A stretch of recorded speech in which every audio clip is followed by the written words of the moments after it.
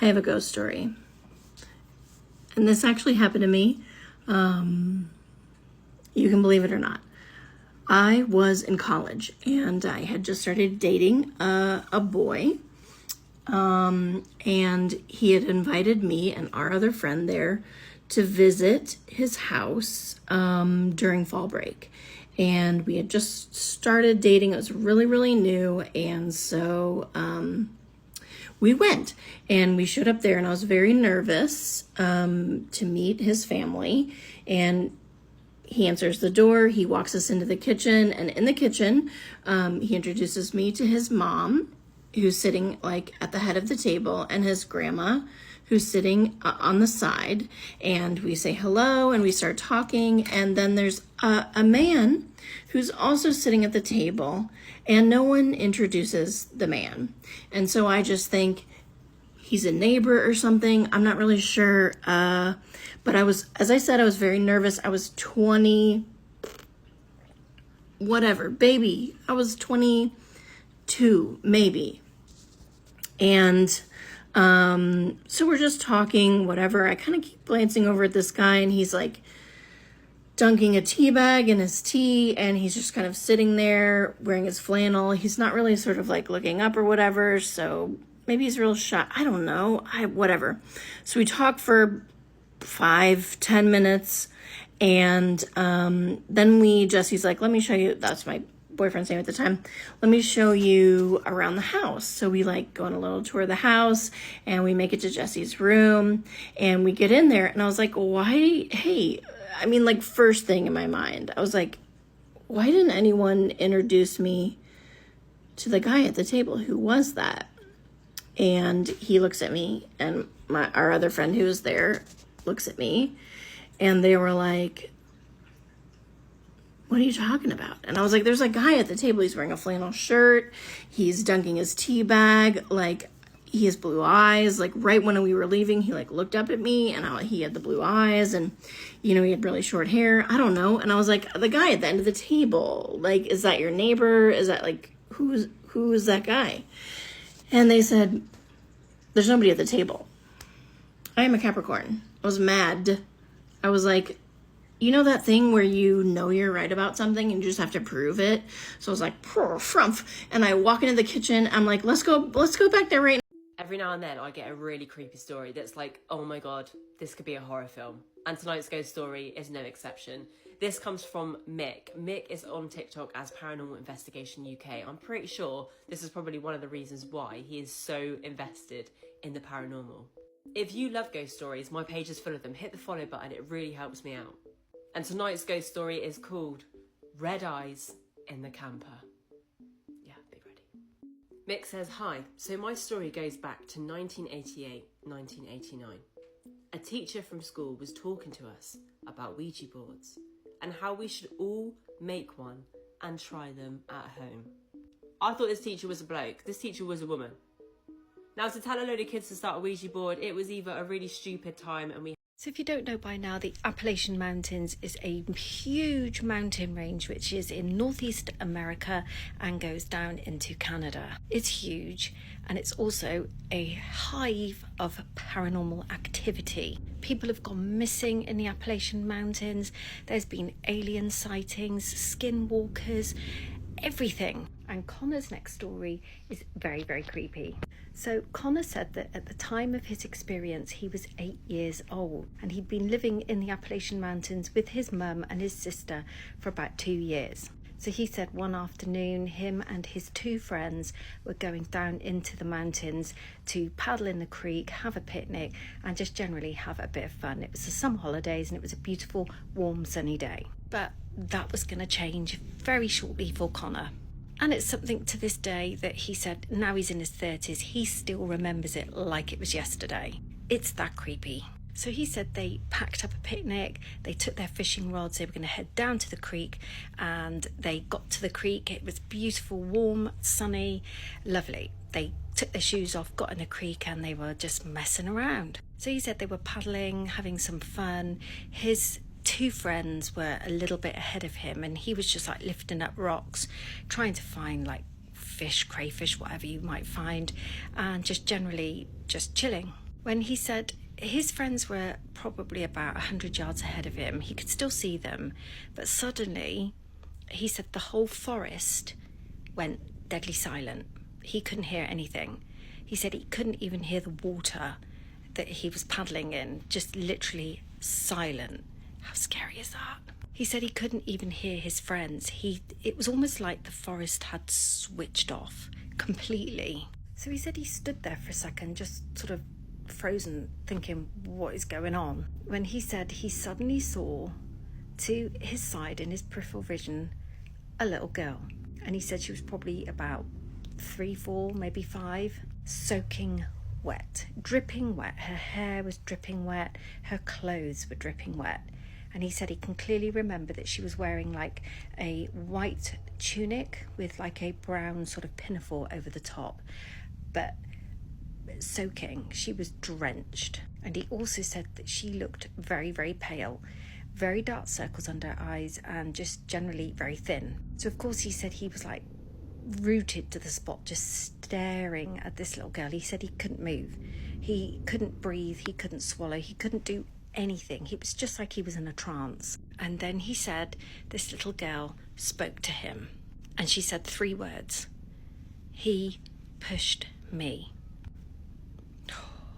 This is so scary. Connor said he just stared back at her, couldn't say anything, couldn't move, but he said he felt like tingling on his body, on his skin. He said his skin felt like prickly, and he said he felt very cold, very chilled.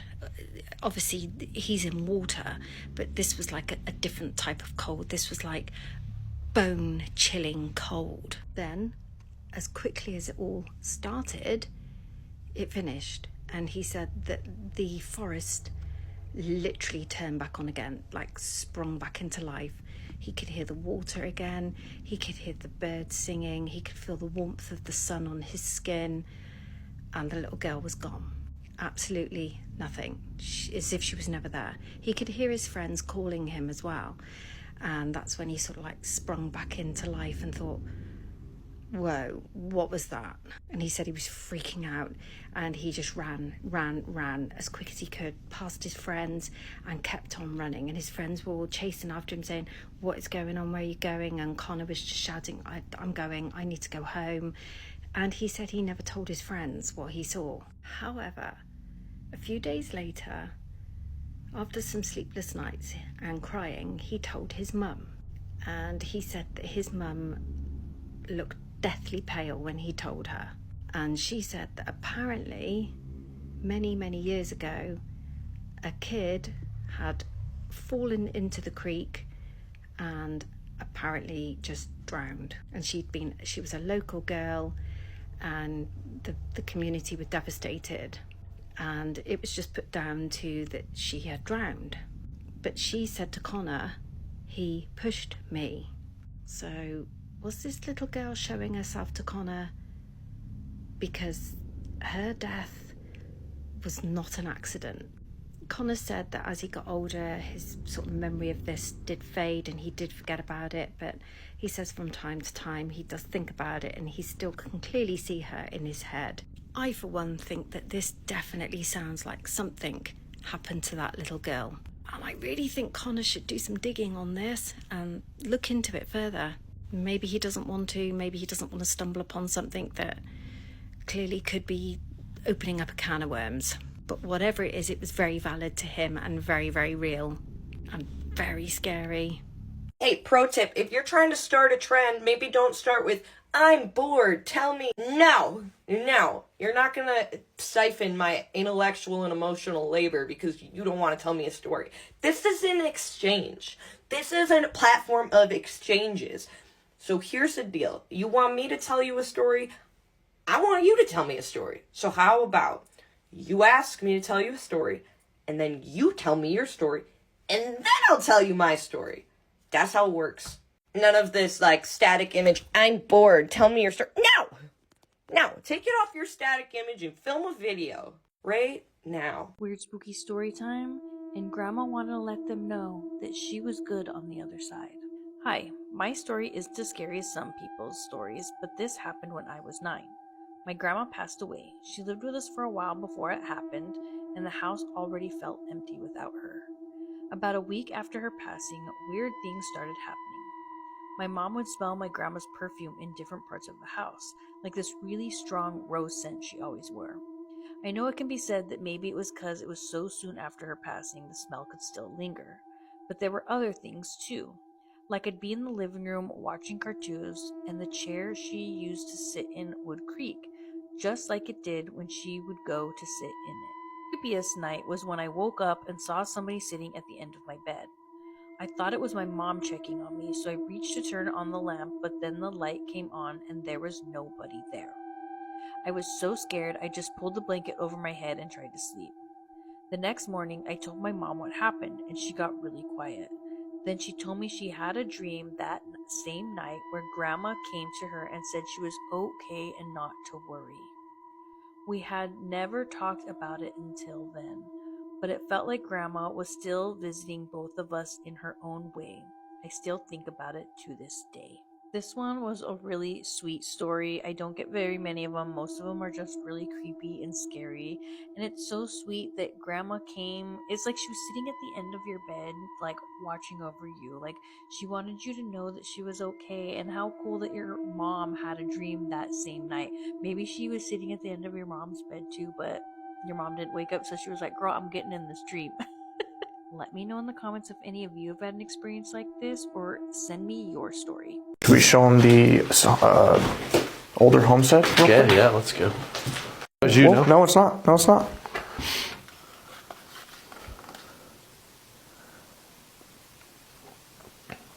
Was that you? Yeah, that's on either side. It went to both. Yeah. Ghost strikes again. I was brushing my teeth just now, and okay, the door is shut. The door is shut this time. Oh, you can see how I block it with the cat scratching post. Your cat banana too. That's how I block it to make sure that that door doesn't open in the night. So I was in there brushing my teeth in the bathroom. I'll try to post a picture of a bathroom on this so you understand what I'm talking about. I'm standing at the sink, obviously. About a foot away is my tub. It's like a clawfoot tub, and it's some kind of metal, like cast iron, I think. Okay, all fine and dandy. Love my bathroom, love my tub, despite the ghost being in there. Earlier, I heard something in there, and I thought it's a mouse, because Dilly, my big cat, brought in a mouse the other day and let it go. She brought it in, I think, to tell me, and then was gonna kill it, but I said, ah, and she said, and dropped it, and it's somewhere. She may have killed it and taken it out, I don't know, but I heard something knocking on the bathtub earlier. I've never heard this before. I'm standing there brushing my teeth just now, and I heard it knocking. It sounds like, ooh, this bed is metal. That's what I heard, just a little deeper because it's cast iron. Okay, and I'm not getting up and walking in there. I'll maybe show it on a different video, but it's metal. You knock on it, you know what metal sounds like. It's somebody knocking on metal right beside me. It's not a mouse. It is something big. Like, it couldn't be a cat, it couldn't be anything. And plus the tub, like the curtain's open, ain't nobody in my tub. Okay, this situation here in the bathroom has always been a little spooky. One time I was on a Zoom call, and my BFF, hopefully she'll see this, we're talking. I somehow at some point mentioned that I was alone, and my shower came on, and she's like, what is that? And I'm like, my shower just turned on. And she's like, by who? And I'm like, I don't know. She's like, I thought you were home alone. I'm like, I am. It's the ghost. It's some ghost. It turned on. I have a witness. I was on a Zoom call. It turned on all the way. And they're like these old-timey like handles. You have to turn the knob. Like, you have to turn it to make something happen. The shower was on. And we started talking about it, and I'm like, ugh, let me go turn it off. And it turns off like before I can get there. So that was great. I've, seen like shadows in there. Like, talking about it makes me know something's gonna happen, something else is gonna happen. I think that stuff is happening more, or I'm like noticing it more because I'm telling you guys. Normally I just text my friend and I'm like, ghost alert, like this happened. Or I'll voice record the story so I don't lose it, even though we chat all day, so they're probably all like unreachable at this point, but I'm listening to see if we can hear anything.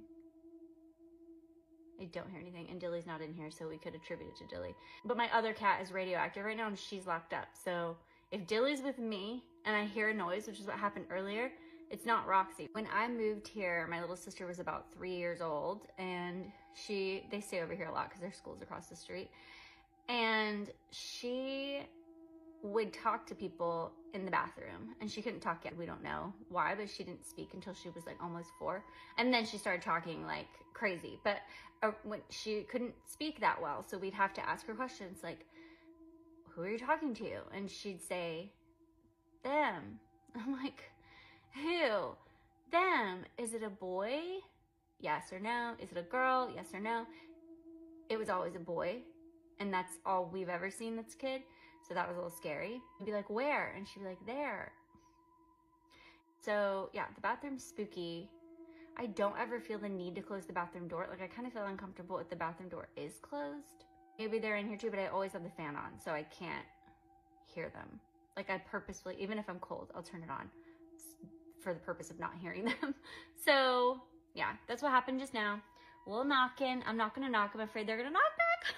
Like, I'm not scared of them, but it's still, a lot of you have seen things, have heard things, like y'all know what it's like. Like you're scared, but you're not scared at the same time. That is what's happened. Wonder what's gonna happen now. I don't know, because I'm turning the fan on high tonight and I'm drowning it out. Oh, another thing is, this possibly could have happened more and I just don't know about it, because Dilly likes to jump into the bathtub.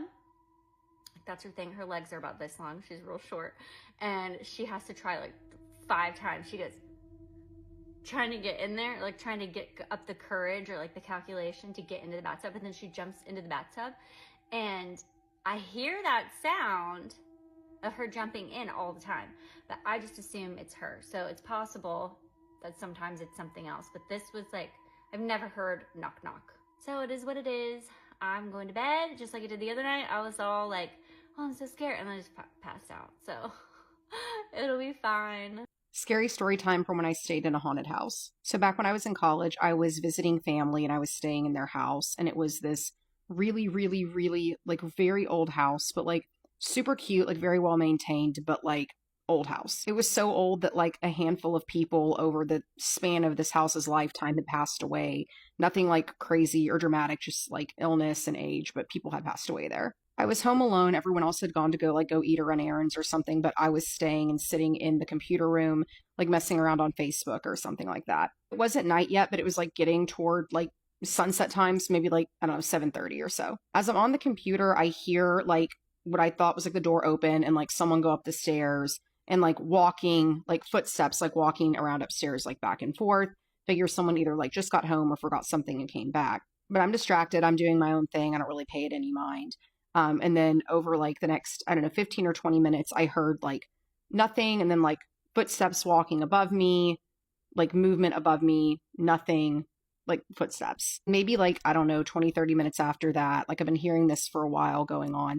I hear the front door open and I hear like my family like talking and they come in. So I get up and like go into the kitchen, like the foyer front area to greet them. And I'm like, how was it? How was everything? Did you like forget something or what was that? And they're like, what are you talking about? And I was like, who came back already? Like, who's already upstairs? And they looked at me and they're like, no one. Like, we literally just got back. No one's been back till now. And I'm just sitting there like, wait, what? So I've been by myself? And they're like, yeah, what is wrong with you? And I told them, I've been hearing footsteps. Like, someone's been home. Someone came back already. They're like, no, like, you're the only person here. And I'm like, no, I know what I heard. Like, somebody was upstairs. And one of my family members goes, yeah, that happens sometimes. And I'm like, what do you mean that happens sometimes? What happens sometimes? And she's like, yeah, sometimes like you'll be alone and you'll hear like, walking around upstairs, but it's really nothing. It doesn't bother us. Like, what's it? And I'm freaked out, but they're being so chill about this. Like, yeah, we think it's maybe like one of the people that passed away here. Story time about my paranormal experiences working at a retirement home. So I work as a server at a retirement home in San Diego, California. I have had paranormal experiences my entire life, so this is not new to me, but I'm very open. This most recent one happened about 2 days ago. I was standing at the host stand with 2 other hostesses in front of me, and somebody walks behind me. Like, some man walks behind me. I'm waiting for them to be like, oh, can I help you with the reservation? Like, what can I get for you? And they don't say anything. So I sit there and I'm like, what the fuck? I look over and he disappears, like white, and then disappears. And it was a full body, like a full body apparition that I saw, and then it just disappeared. I'm like, did you guys just see that? And the one hostess was like, no, like, there was nobody behind you. Like, I was like, is there somebody behind me? Like, did somebody just walk behind me? And they were like, no, like, nobody walked behind you. And then the other one was like, oh, well, I saw something white go by. So she saw something white go by when I saw something white, you know, and it was like the person who disappeared into white, okay? Crazy. It was like 3 p.m. when that happened too. Like, it was not nighttime or anything, so it was like low-key kind of creepy. My most memorable paranormal experience there was from when I first started working there.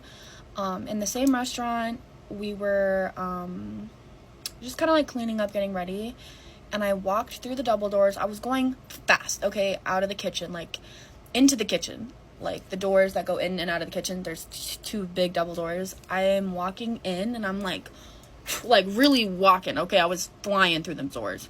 And I ran into somebody who was like white and tall and old. I thought it was my coworker because that's exactly what he looked like.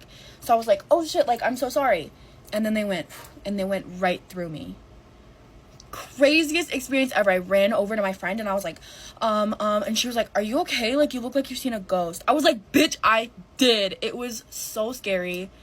I could literally feel them go through me. I couldn't tell what they looked like, but like, they were white, it was a man, and they were tall. Like, that's all I know. We have a restaurant on the 21st floor in another tower. There's 2 towers for this retirement home, and I was up using the bathroom not too long ago, like 3 or 4 weeks ago, and I'm upstairs, I'm using the bathroom. I get out, I'm like putting my apron on, I'm washing my hands, and as I go to leave, there are 2 stalls, okay? You can tell if somebody's in the bathroom with you. There was not anybody else in the bathroom. I turn around, I go to leave, and somebody from the other stall goes, hello? Nope, I literally ran. I ran out of the bathroom and scared the shit out of my manager too. And she was like, are you okay? I was like, no, like, I just heard something in the bathroom. Like, I just had a paranormal experience. Like, I'm not okay. It was so scary. In that same bathroom last year, I was in there, and I was in actually the other stall that I was talking about where the hello came from. And there's the big stall that's next to me, like across from there's like 2 sides to the bathroom. I'm in the little stall and the big stall's over here, like on the other side. And I'm in the little stall and I'm minding my business, okay, y'all. I'm going to the bathroom, I'm vibing, okay? And then from the other side, I hear like the door open, like the bathroom door opens. I hear like footsteps. And I'm like, okay, like somebody's in here, like, that's fine. And then the bathroom stall door on the other side just starts slamming, open and close, open and close, open and close. And I'm like, what the fuck? Like, I look down underneath, nobody's there. Nobody's there. Yeah, I ran out of there. It was scary. Can't even lie. And that was like last year before they like did construction and like remodeled everything. But like, that's just like a few of the experiences that me personally I've had. And then, oh, the scariest one was in part of the dining room downstairs. This room has always given me the creeps. Supposedly somebody died there, but somebody told me that that's not true, so I really don't know. But I'm moving tables, I'm moving chairs, I'm trying to set up tables for this party. I'm trying to scoot this chair, like on the there's a carpet on the floor, okay? These chairs have wheels on them. So I'm like moving the chairs and it's not budging. It's like somebody is sitting in the chair. And I know this because we have to push them in a lot. Like, they need help pushing themselves into the table. So we push them in. So I know what it's like to. This is the only time in United States history that a ghost testimony in court held up. And it actually helped solve a case. And as an attorney, I can tell you one thing. These things do not happen. So sit back and let me tell you about this one time that a ghost testified in court. 1987, in Greenbrier County, West Virginia, a young woman named Zona Hester was found unalived at the bottom of a staircase in her home. Her husband, Irma Shue, told neighbors and local doctors that she had died of natural causes. And at first, no one questioned it. But not long after her burial, Zona's mother claimed her daughter's spirit began appearing to her at night, telling her that she had been murdered, that her husband had snapped her neck in a fit of rage. The mother took the story to the local prosecutor, demanding that the daughter's body be exhumed and another autopsy be done. So the case was reopened, and the coroner reexhumed Zona's body, and indeed found out that Zona's neck had been snapped. So she was arrested, and during the trial, the mother testified about the daughter's ghost visiting her. Though the court didn't officially admit the ghost's testimony into evidence, it was her story that led the investigation and ultimately to Shue's conviction. It remains the only time in the United States history that a ghost's testimony helped prosecute a case and solve a murder. Hello again, friends. As promised, part 4 in the morning. My name is Liera. I lived my own horror story for 3 years. Thank you for being here. Again, thank you for listening. Mel, stop. My dog's scratching the floor. Thank you for being here, listening, watching, commenting. Stop, Melly. Sorry, quit. I wanted to give a little disclaimer first. I completely forgot to mention this, and I am sorry. I have not lived in this place in like 15 years. I realize some of the comments seem like people think like I just recently left. So I'm really sorry that I didn't make that distinction. So this is not something that's like super fresh in my mind or like super hurtful to me all the time or anything like.